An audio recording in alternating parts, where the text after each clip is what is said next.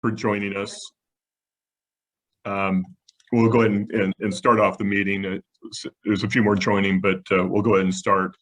I'm Mike Brown. I'm a corporate partner at DLA Piper and a sponsor of ACC. Happy to be joining the panelists and our guests on this presentation on new to in-house tips and must-dos for those that have recently joined as in-house counsel. On our panel today, we have Bill Saylor. Bill is a Senior Vice President Legal Counsel at Qualcomm. Bill joined Qualcomm in 1997 after 11 and a half years as a law firm attorney and partner, and I had the privilege of being a junior attorney as he was leaving at the same law firm as he was leaving to go to Qualcomm. Also on the panel is Carolyn Perry. Carolyn's also Senior Vice President of Business Administration. She's also the General Counsel, and she's with the San Diego Padres. Carolyn joined the Padres in 2011, and of the panelists, she spent the least amount of time in house. At the law firm. She was with the law firm for 4 years before joining the Padres. Also on the panel is Mari Marsh. She's Senior Legal Counsel, Labor and Employment at Qualcomm. Mari joined Qualcomm in 2016 after 8 years as a law firm attorney. And finally, Josie Swanetz. She's Senior Corporate Counsel at Best Buy Health. She actually joined Great Call in 2019 after 11 years as a law firm attorney and recently joined Best Buy Health in February of this year. So I'll go ahead and kick off with some questions. As far as the guests go, if you have questions you'd like answered, I'd suggest if you would send them by chat, and I'll try to get those in as well. Start us off, I'm interested in hearing about each of your moves from a law firm to an in-house position, how that happened, why it happened.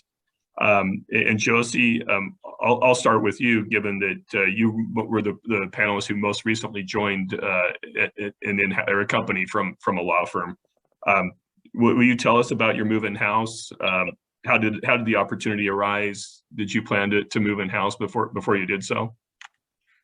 Yeah, so I'll start. My story is like, you know how they tell you just wait for love and it will arrive when you're not looking for it? That's kind of how my path to in-house went. At the time, I had spent a couple years interviewing for various in-house positions that just weren't the right fit for me, and I had decided about 6 months before this opportunity had arose that I was done. I'm not going to try to go in-house anymore. I'm done with this. I'm going to focus on my path to partnership. And I had a 2-year plan on becoming partner at the firm I was at, and that was where I was going to go. And strangely, funny enough, I joined Orange Theory Fitness around that same time. And while at Orange Theory Fitness, I met a woman named Lauren Pinley, and got to talking with her, instantly became friends. She's like, oh, my husband's an attorney. Also, he's general counsel at Great Call. They were just acquired by Best Buy. It's like, oh, well, that's great. And then around few months, we would go to Orange Theory. We reserved treadmills for each other. I met Mike. He came up to me, seemed like a great guy. We'd all work out together at 5 a.m. or 6 a.m. in the morning. And about, what was it, in March, I think is it April or March opening day, Carolyn, for the Padres? End of March, right at the okay. So the Padres mix into this. So we, my firm had tickets for opening weekend of the Padres. I invited Mike and Lauren thinking, hey, this is going to be a great opportunity. I'm going to nag a new client in Best Buy and Great Call. And about halfway through around the 4th inning, Lauren turns to me and says, have you ever thought about transitioning to in-house? And I was like, whoa, wasn't expecting that. And at the same time, Mike is having the conversation with my husband saying, has Josie ever thought to transition? And so at the time, Mike was looking to leave Great Call to pursue other opportunities.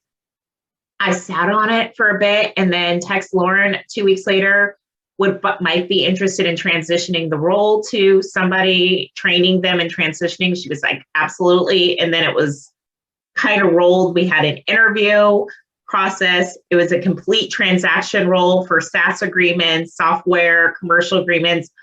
I was an employment litigator, was like, not sure if this is really the right role for me, but I interviewed, I liked everyone and came very, I think, practical with understanding that my resume didn't fit. And I let people know, totally understand. You look at my resume, you're wondering, why am I here?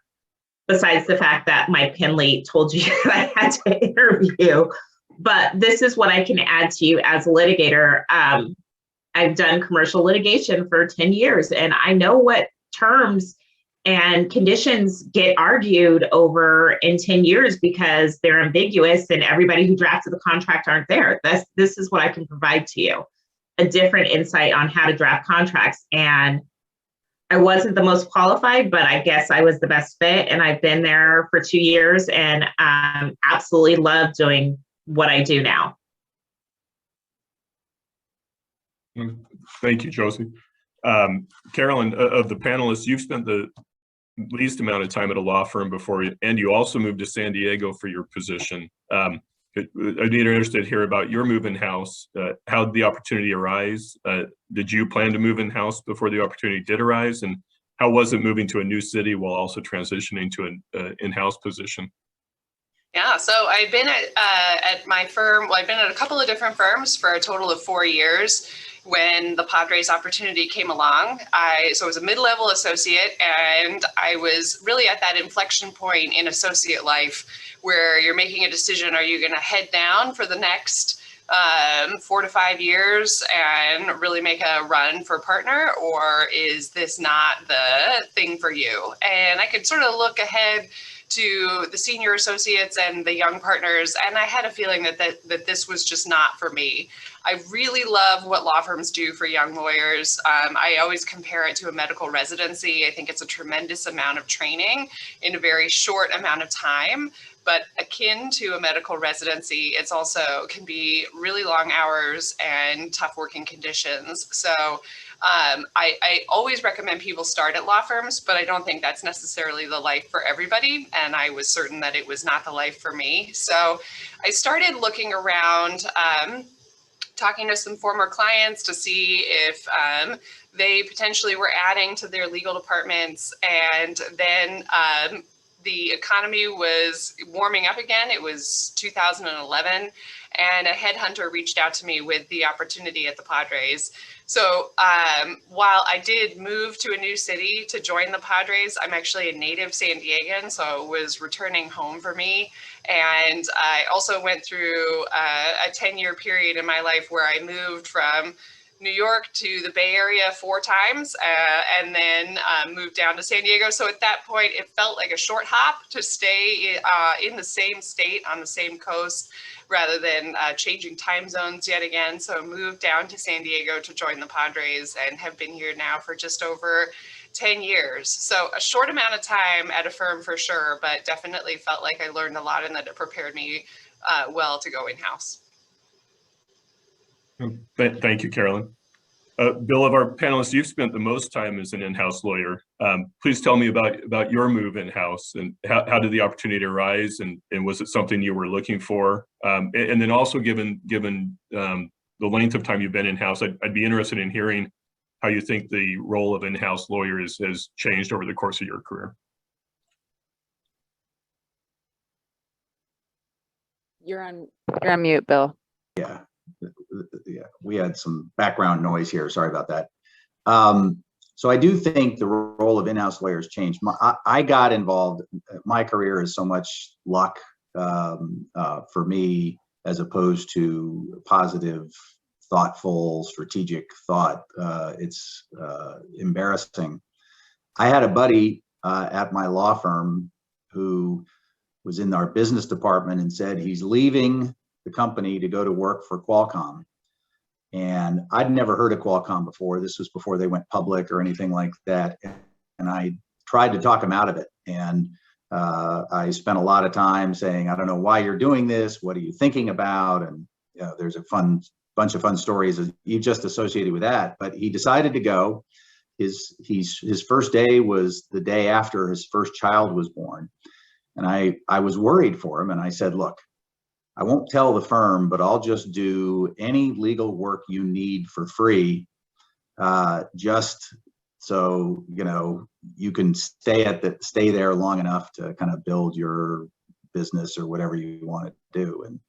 And of course, Qualcomm did better than I had expected Qualcomm to do, or not that I had any basis for understanding how they would do, but he was general counsel, became general counsel, and then became president of one of the business units, and eventually vice chairman of the company. And so he did really well. And for the first couple of years, I did all this legal work for him just for free, just to help him out.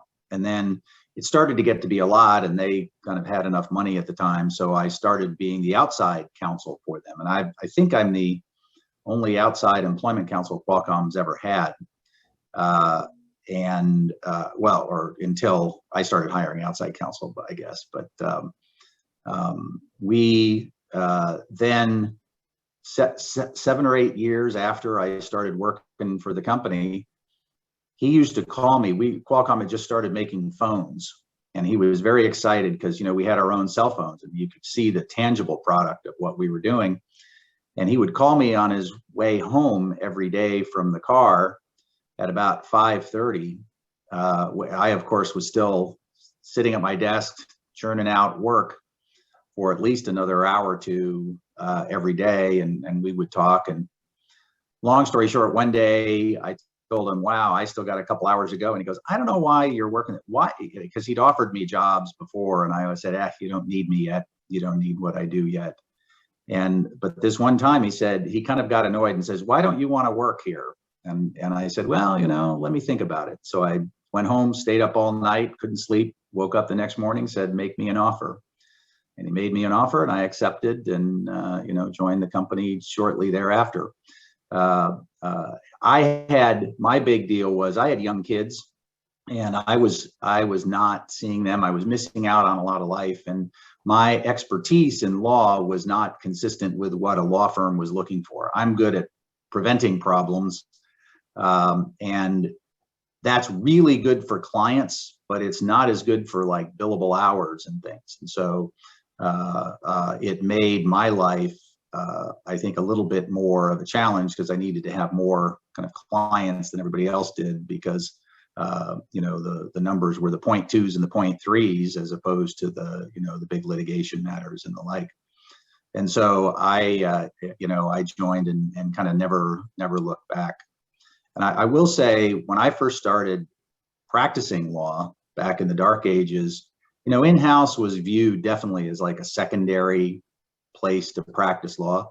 There were really good people that practiced in-house, but it was not viewed as a destination whatsoever. And over the course of my career, I've seen it happen where in-house has become, just as much of a destination as working at a law firm. And, depending on the company, a lot of people hire people right out of law school and train them in the way they want them to be lawyers at their company. So I think it's changed a lot, both in terms of the importance of lawyers in-house, just the sheer number of lawyers in-house.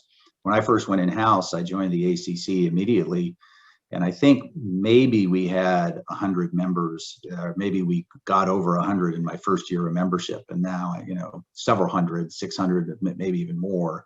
And so I think that's a big difference now. There's a much larger in-house legal community as well.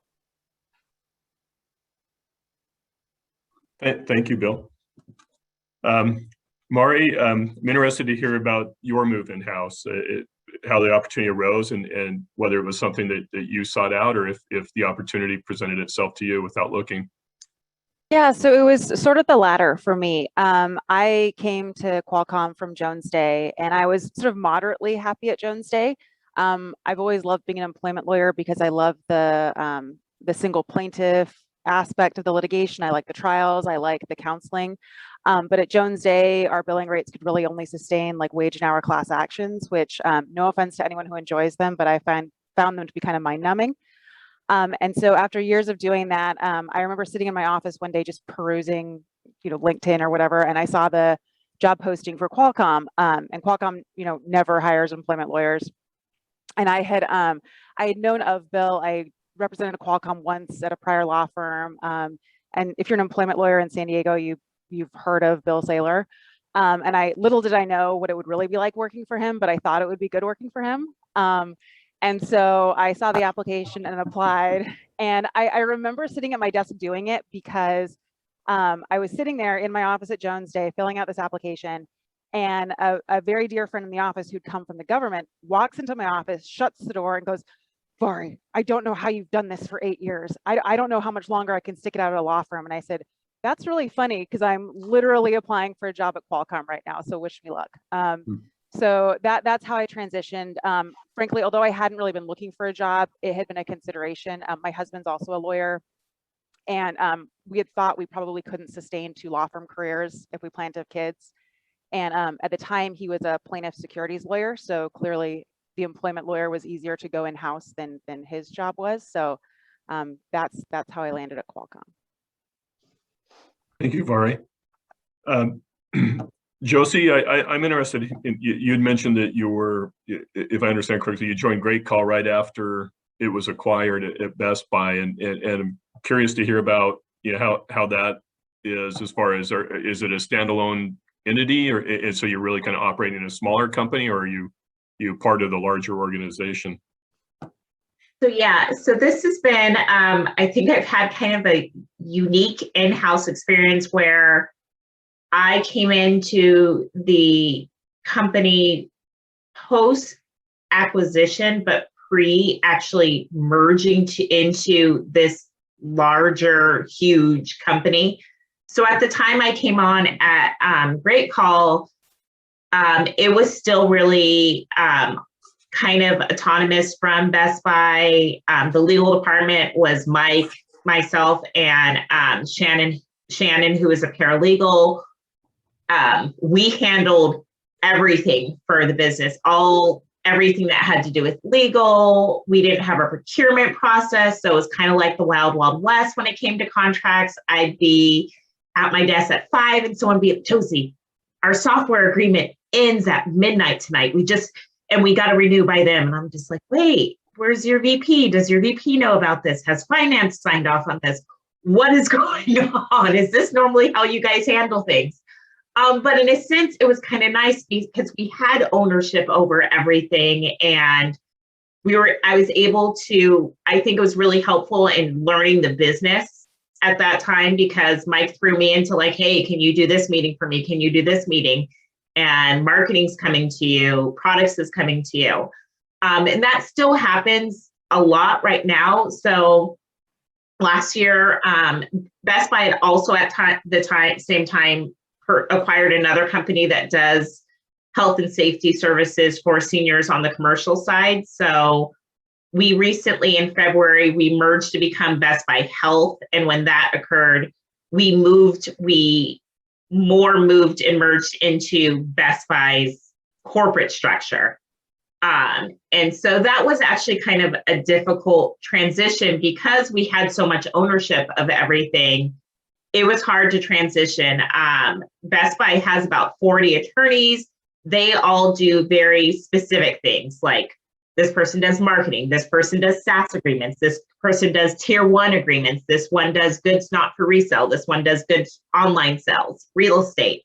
And how we operated is literally as like generalists for everything. Everything came to us, and we didn't have procurement. So that was kind of a transition coming through. And Best Buy has this very robust procurement department that we had to kind of fall in line with them. They have contract templates. There's signing authorities that have to go through. So kind of getting my business partners to follow that process has been kind of a struggle. Like, "Hey, you can't just come to me at midnight anymore. Like, there's a process for this, and it's going to take, I'll tell you, it's going to take you have to go through, everything has to go through a risk assessment, and you have to go, there's contract approvals, and it's going to take about no less than 4 weeks to get a contract done. So you need to tell me about these things prior to that, and kind of setting, I think there is a resetting expectations. One of the great things is, so I still operate as kind of a generalist on the consumer side. So I run legal for the consumer side of Best Buy Health. So I still get a hand in everything, but even better now that I have this huge department of everybody specialized, when I don't know something, I'm like, let me research that. And I can reach out to the marketing person, Mark Odegaard, and say, hey, Mark, have you ever dealt with this? Or if there's tough negotiations of a SaaS agreement, I can reach out to Wanda and say, like, have you dealt with this? Or employment, hey, can you help me with this matter? So it's kind of like I have my own outside firm, but in-house, because I'm sort of a master of none. I have a little skill in a lot of area, but not anything focused on any particular area for right now. So it was a hard transition at first, but now it's really wonderful. I love the legal department at Best Buy, and they've kind of just welcomed me in with open arms. And now I think more of the business is understanding, like, hey, Josie does health. This is person to reach out, because there was a transition where nobody knew who I was, especially since Best Buy's in Minnesota and I'm in California. So they just reach out to their normal business partners who they knew and would bypass me. And it kind of took a while to be like, hey, out here in California, I'm here. I can help you with whatever you need. So, but now it's, I think it's we have this great legal team, a huge support from the general counsel and the associate and deputy general counsel, and just the department as a whole. Thank you. Kind of related to that, Josie, it sounds like you really, what I would say is have the experience of practicing at a smaller company, even though it was already owned by Best Buy, and then also a larger company. What advice would you give those considering a bigger company versus a smaller company? What are pluses, minuses? What do you think kind of personality traits might thrive better in one environment rather than another? And knowing that no two companies are the same, but it is a general proposition. Being able to deal with change and adjustments, because you kind of have to kind of go with the flow to a certain extent, and know when to fight battles and when to kind of pull back, when to assert kind of like, this is my stance on this, and when to just be like, totally understand. And just, I mean, since I've been there, I've actually had 3 different supervisors. So 3 different people that I worked with. And one of the things that I think is really big is when you're moving to is, getting to know the company, getting to know who you're going to be working with and their personalities, and just sitting down and having kind of like a talk on, this is how I operate, how do you operate? But I think being able to adjust to change is a big thing. Because when I first went in, I had a lot of, I think, autonomy when I was at Great Call. And then when I first transitioned to Best Buy Health, the boss that I had didn't really know what capabilities I had. So there was more kind of like micromanagement that I wasn't used to. But slowly, I mean, we kind of talked it out and said like, hey, when you say this, is it because you question my ability, or are you just curious? And he was like, I'm just curious. And I was like, great, now I understand where you're coming from for that. And we just kind of figured out how we communicated, and more he got to know my work and my style, the more and more he just kind of let go and let me kind of run with things. Thank you. Vari, I'm curious as to what advice you would give a new in-house lawyer just starting their career. Were you given any good advice or bad advice when you started your career? And what do you wish you knew when you started that you know now? how very different the in-house job is from being outside counsel. You know, when you're outside counsel, you say to clients, here's the law, you have to comply with it. When you're in-house, you say, here's the law, okay, let's strategize on how to comply. And that's a lot more nuanced and more complex than when you're outside and you're just saying, hey, the fair pay law says this, go ahead and do it. And I definitely got that right off the bat at Qualcomm. I think it was my first week or so starting here. Bill and I went up to LA with some of our HR people, met with outside counsel. And I remember coming away and actually saying to him as we were, you know, getting in the train to come back to San Diego, oh my gosh, this is so different. Even though I'd been an outside lawyer for, you know, 8 or 9 years at that point, just the different structure of the advice you have to give, the more complexity of understanding the business and understanding practically how you comply with the law is very different from just giving this straight advice on here's what the law is. And so I think bearing that in mind, one of the most important things that you can do is remember that as important as legal compliance is, so are the business interests.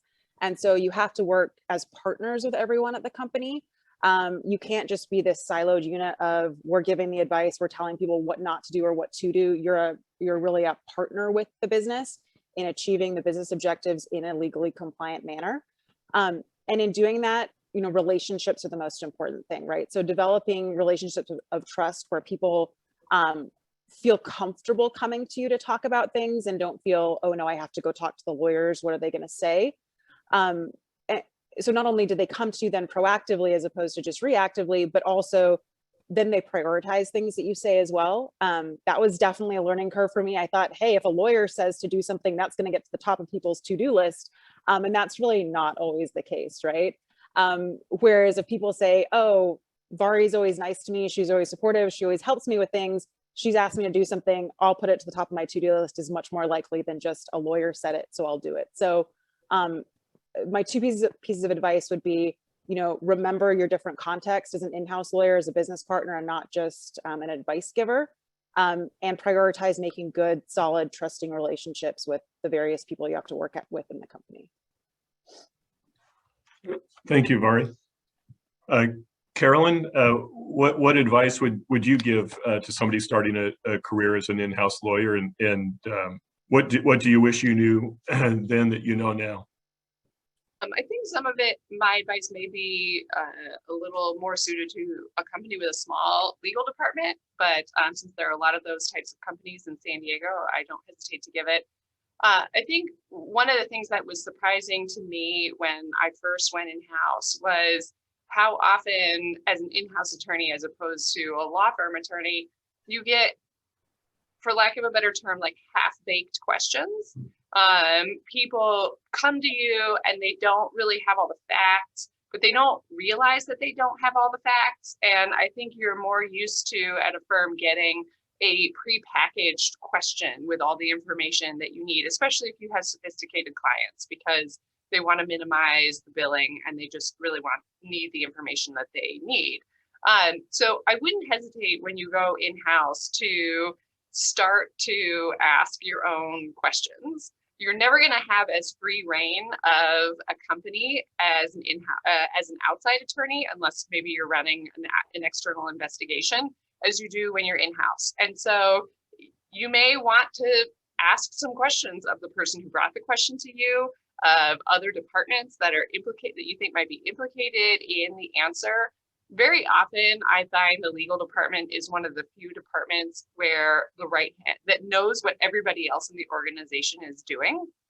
And so sometimes questions come to you where it's really only like one department isn't doing what they're supposed to be doing. And then you find out the rest of the organization is on the right track, but somehow communication got lost when it was moving to another department, and you've got to do some of that internal correction and guidance.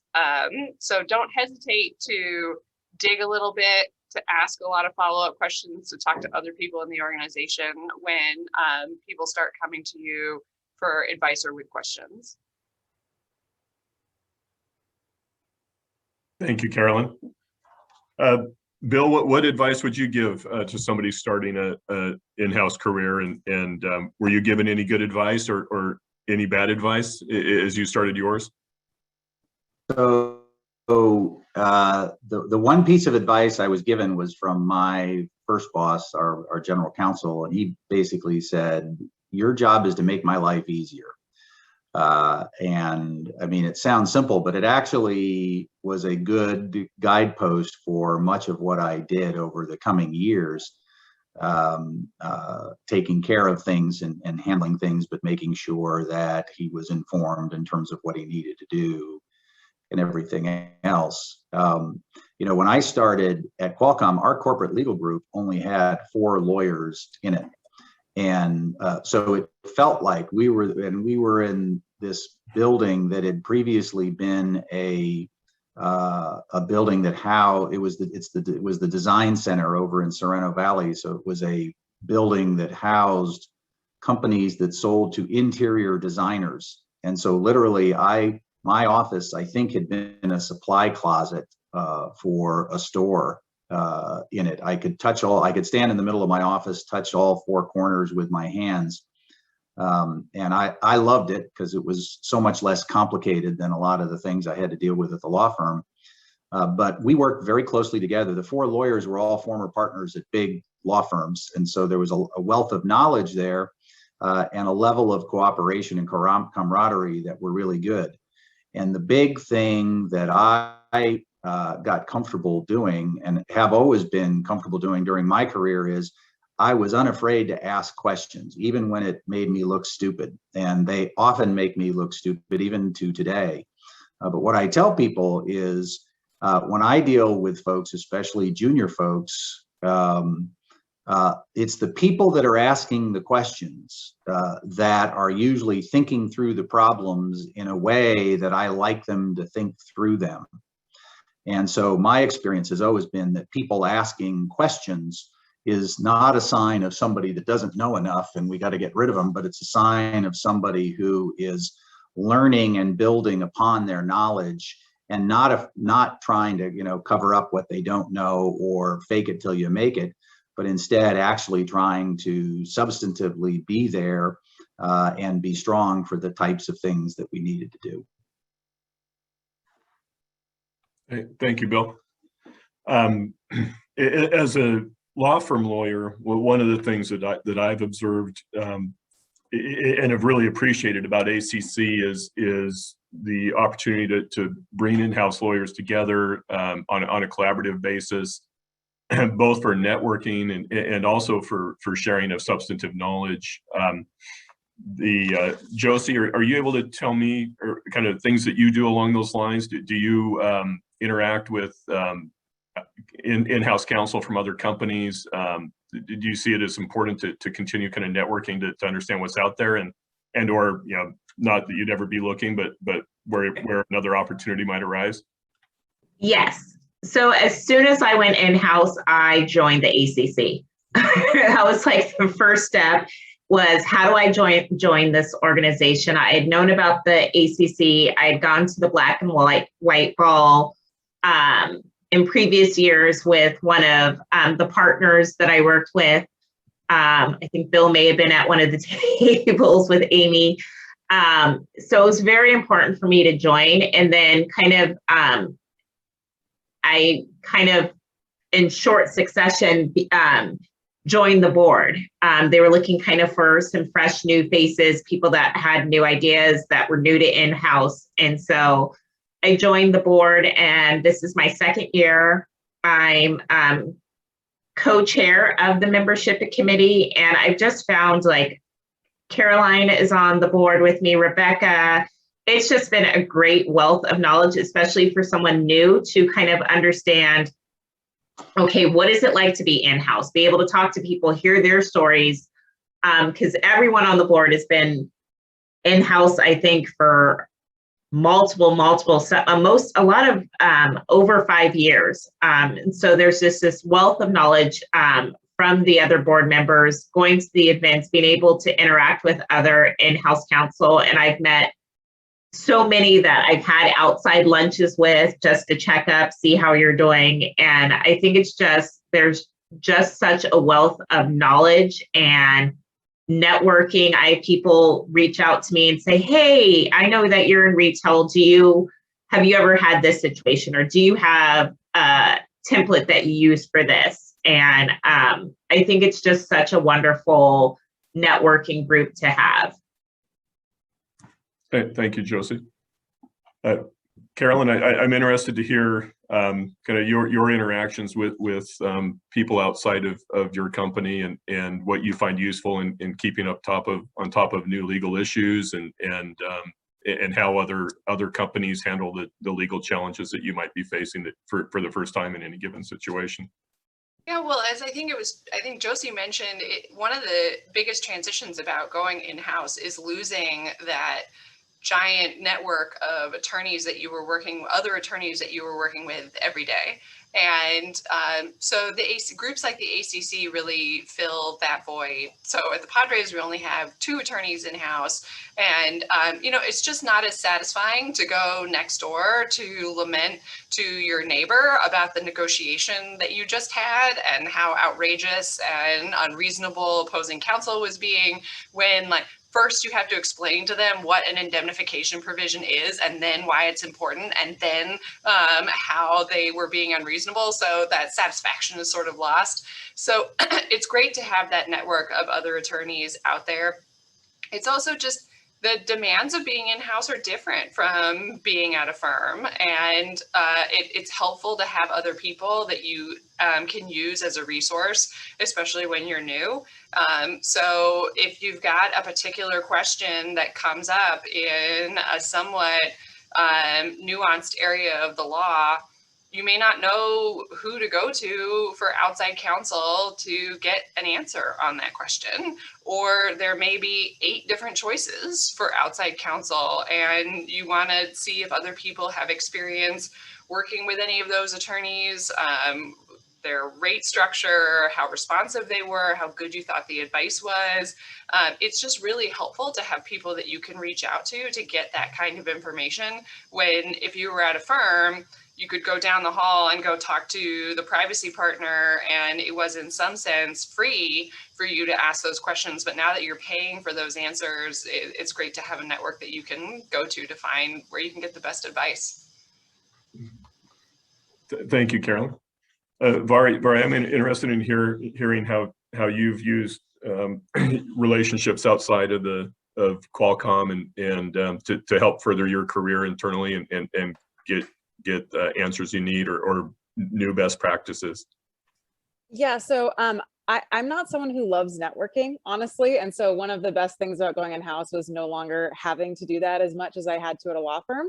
Although that said, I think I've gotten every single job I got because of not because of relationships, but the relationships have helped. I mean, I knew of Bill before going in-house. We were in the Inn of Court together. And clearly I don't ever intend to leave Qualcomm since I'm not networking anymore. But Bill and I are part of a group of employment lawyers across the United States, which is incredibly helpful in benchmarking and getting feedback from other companies on who they've used for outside counsel and who they recommend.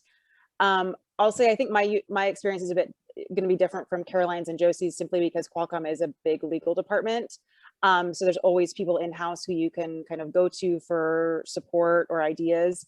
And it would surprise everyone in our HR team to hear me or Bill saying nice things about each other, because we give each other a hard time all day, but it really has been great. We have a very close team at Qualcomm. So I'd say we tend to vent to each other most frequently and get the support from each other, which has been good.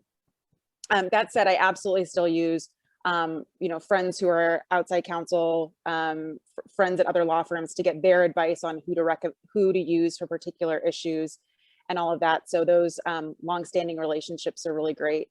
I'll also say that the moment you say you're going in-house, everyone is your new best friend. So that was definitely, it was funny telling people I was leaving Jones Day. All of a sudden it was, oh, we got to keep in touch. We got to go to drinks. We got to go to lunch. And you get those emails and those calls from people that, you never actually were friendly with. So that's definitely, that was definitely interesting in the transition. Thank you, Vari. On the last point you made, how do you say no, or how do you prioritize, I guess, your time when people are reaching out to you?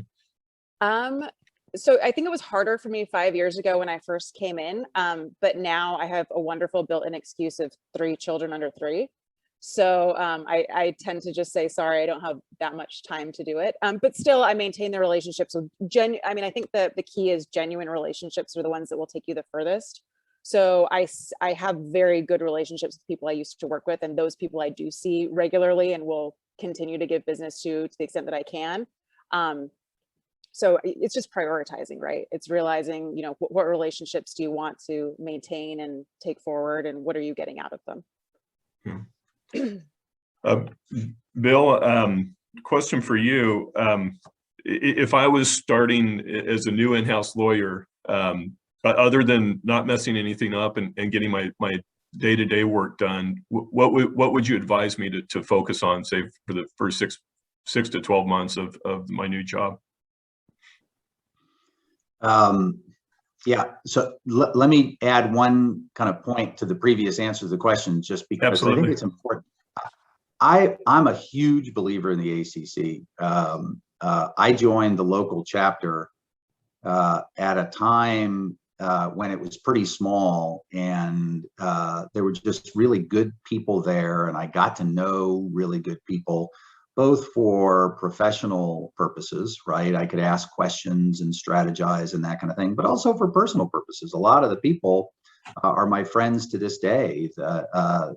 And you know, when you're an in-house counsel, I think you face different issues. It's a different life than it is as an outside counsel, and I think having that common depth of experience is very helpful.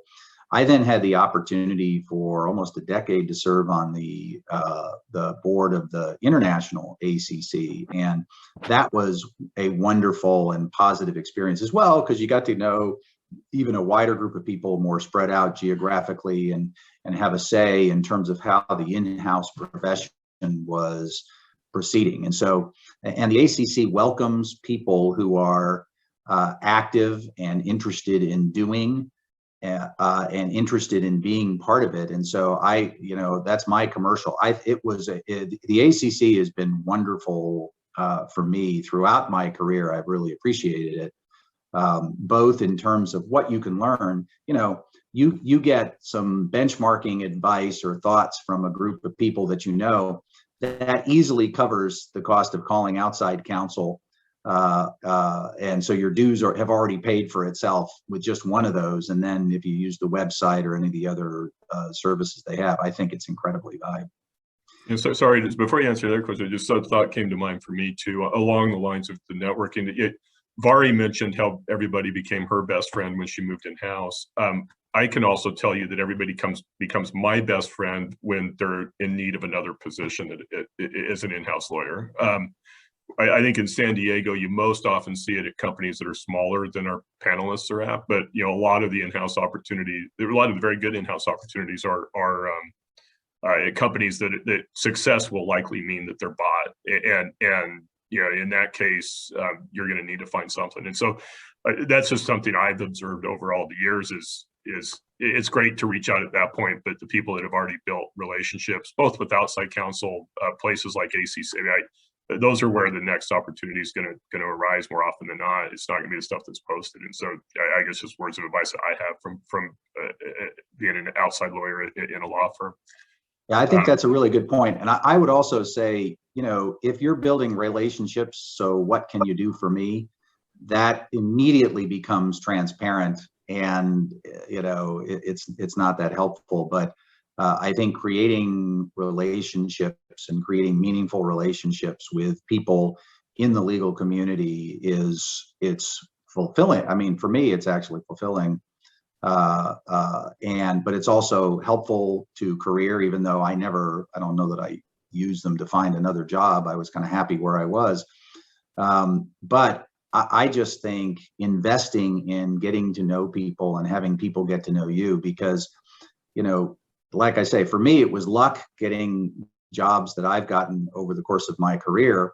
But part of luck is putting yourself in a position to be lucky. And I think that's what kind of getting out there and, you know, doing whatever you do within your profession, whether it be speaking or writing or just creating relationships, contributing to an organization like the ACC or the Bar Association or the like. Thank you, Bill. So back to the other question, if I was starting as an in-house lawyer, what would your words of advice be to me, as far as, not outside maybe the obvious of get your work done, and what should I be focusing on accomplishing? Number one, get to know the business. Get to know the business and what's important to the business, because what's important to the business is often not what is important to the lawyers. And that's on a regular basis, we deal with that. And so much of what my practice is, and I think Bari's as well, is it has very little to do with what is the black letter law or the law of a situation that's applied, but rather, how do we take this business situation and turn it into something either less negative for the company or perhaps even positive for the company when you do it. But you can't really do it unless you know what the objective of the business is. And so when I started at Qualcomm, I actually understood kind of the technical stuff behind CDMA technologies. And I invested a lot of my time in understanding that.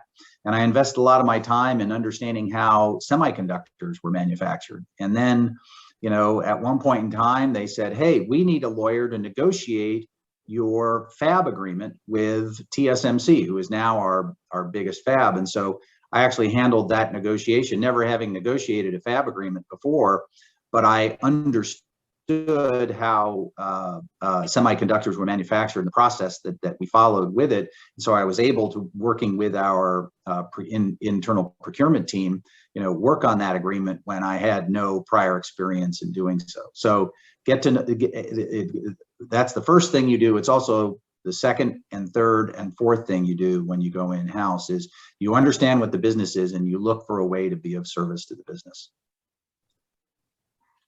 Thank you, Bill. Josie, same question for you. If I was starting as a new in-house lawyer, what would you tell me to make sure I focus on in my first 6 to 12 months? I think what Bill said kind of hit it on that now. You need to understand the business. You need to understand their objectives, what KPIs they have, truly understand what do they want to give to the customer? Who is their customer? Because how you're going to work with, I'm on the B2C side, so of the Best Buy Health business, the active aging side. So my customers are consumers. So I need to understand what is our message to them? How do we communicate to them? Because whatever I write, whether it's customer-facing agreements, providing advice on different services, it needs to fall in line with kind of what our overall communication, how we want that relationship to be. Whereas my counterpart, she's on the virtual care, our commercial side. That's a completely different business than what I deal with. And then also understanding what is the overall goal of the entire business, not just your section. The other thing that I think is really important is understanding who your business partner is, your business partners are, and developing those relationships. I know Bari had touched on that. Really taking time to develop meaningful relationships with your business partners. They're going to be relying on you, and you're going to be relying on them also. And some things that I didn't realize as outside counsel, like discovery, I'm like, man, why does it take so long for them to give me these answers to discovery? I mean, I'm trying to help them out, but now in-house, discovery in the litigation that I'm handling with outside counsel is the last of their worries, because we're developing new projects. There's internal fixes, there's new services. That's the last thing. So, but when you have that good relationship, you know, I can reach out to them and be like, hi, Mary, it's Josie. I was wondering, I want to follow up on this. And they'll be like, oh, I'm so sorry. But like making sure that, you know, like develop and really foster them, realize that this legal is a service industry, and no matter who it is, those people are your clients, and not looking to your clients as only officers or directors or the VP. Your clients are the people in the care center. Your clients are the people in accounting and marketing. All of those people are your accountings, and you should be providing your CEO level of legal advice to everyone in the company at the same, you should be providing that to everyone at the same level. So I try to treat all of my clients the same way. I had someone once, I'd asked them a question and it took them a while to get back. And then they're like, oh, I'm so sorry. I didn't realize your title. And I was like, my title is literally something that somebody gave to me. It means nothing. I'm just asking, like, I'm here to help you. I'm here to help the business, not any individual or anything.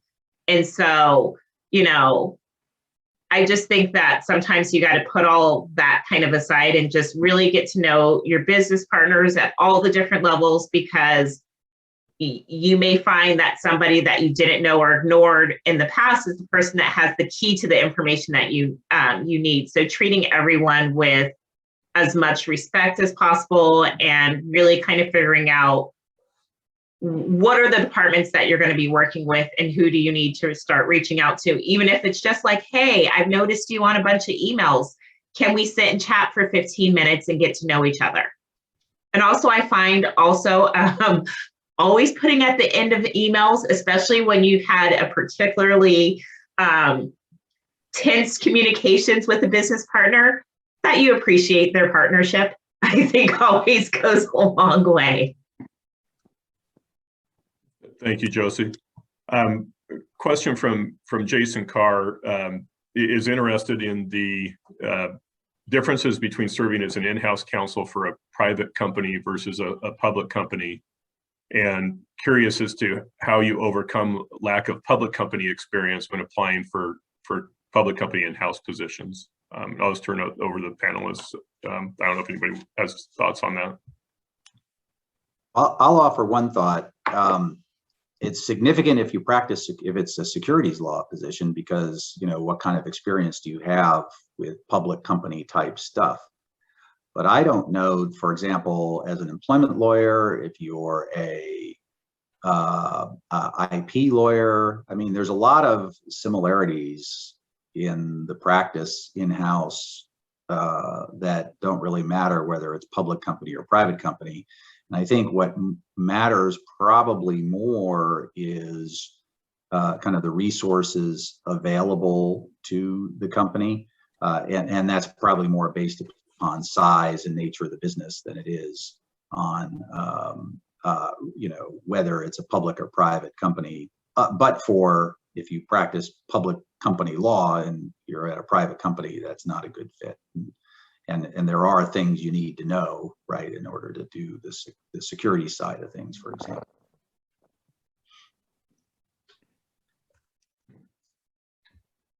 Thank you, Bill.